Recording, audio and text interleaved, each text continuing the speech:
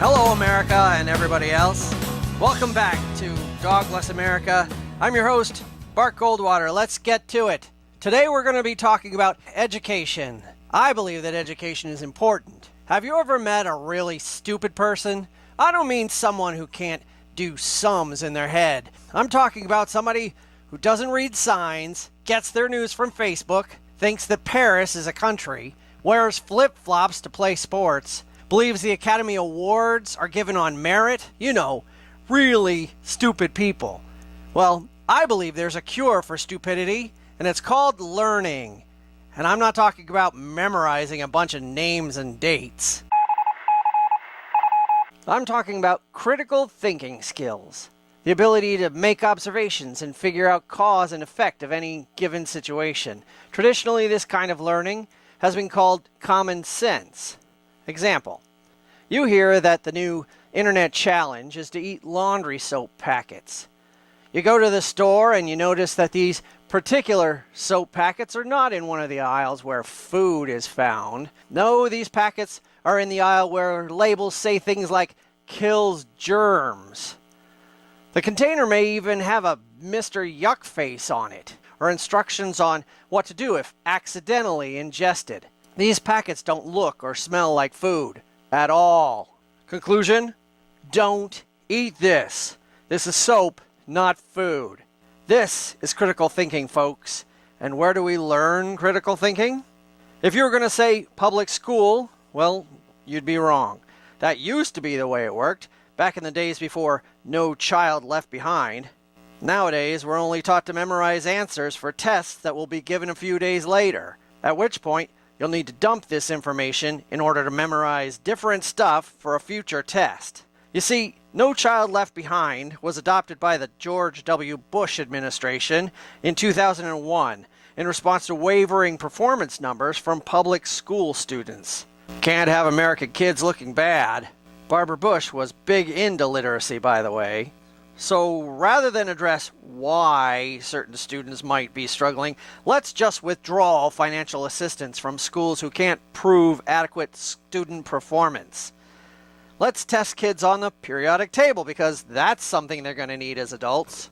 Let me be clear, I have no problem with public schools as a concept. People are more productive if they can read, write, and perform basic math. If we're going to have a democracy, we all need to know some basic logic. But here's the problem.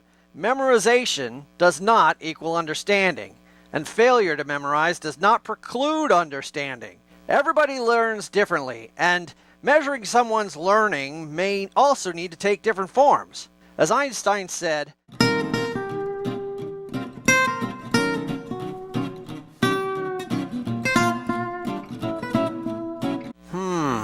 if only we had some specially trained professionals who might adjust teaching styles to connect with all the different students.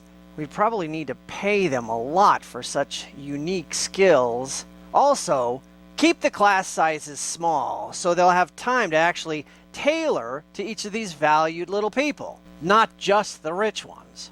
That's my point, folks. A child's first few years in school need to be focused on curiosity and respect for learning. This way, you won't spend the next 10 years punishing them for avoiding schoolwork. Then, as they enter adulthood, there can be less rebellion against authority because the rules and laws will make more sense as to their goals for society, not just seem like more junk the man wants to force onto you. Believe me, the Don't Walk sign on the corner is not just another form of government oppression. It's there because speeding cars hurt. The big problem, as I see it, is that we as a nation need to make education a priority. The average grade school teacher earns less than $55,000 a year. Compare that to the $139,000 your average lawyer makes. Not to mention the $6 million the average NBA player makes. Really? It's a ball. Seriously, how can we show our kids that education is important to the well-being of the country when the federal government only invests 3% of its annual budget into education, but invests 16.2% into defense and 25.3% into Social Security? What is this, some kind of game show? The longer you survive, the more money the government is willing to invest in you? Well, what did you expect? Children don't pay taxes, so the government owes them nothing, really. That's the catch to capitalism, folks. You're only worth what the system thinks they can get out of you. If you hadn't figured that out, consider it a gift from me. You're welcome. Now, our Secretary of Education, Betsy DeVos, seems to believe that the answer lies in private schools. Private schools are controlled and financed by a private company or organization, and that organization can teach whatever they want. The earth is flat. Dinosaurs were here until 2,000 years ago. Free-range chicken is a communist plot.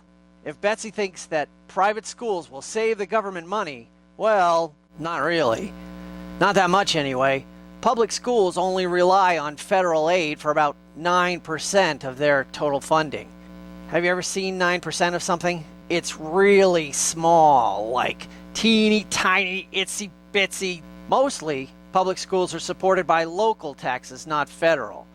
So the community using the schools are the ones financially supporting them.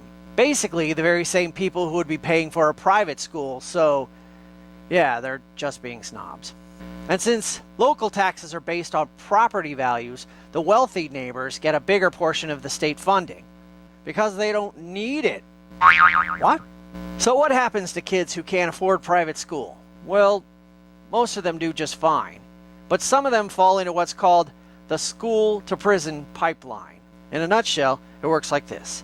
Certain poor kids in overcrowded classrooms might get distracted and lose interest in school. They're scolded and labeled troublesome. This reputation can follow them, and educators might lower their expectations.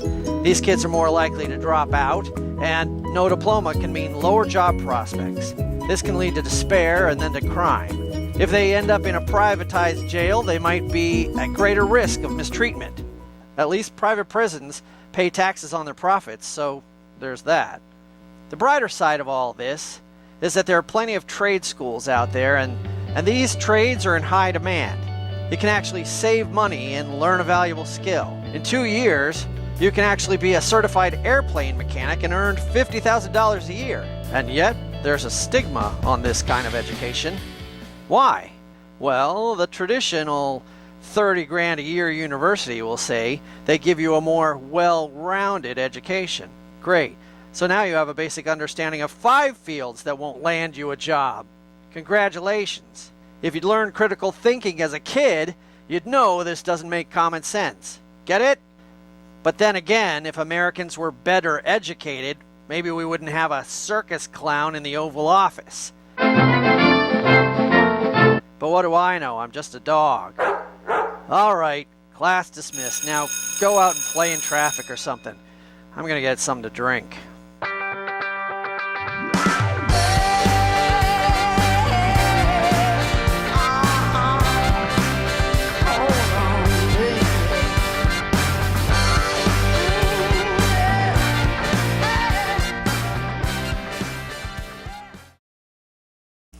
Blah, blah, blah, blah, blah, blah.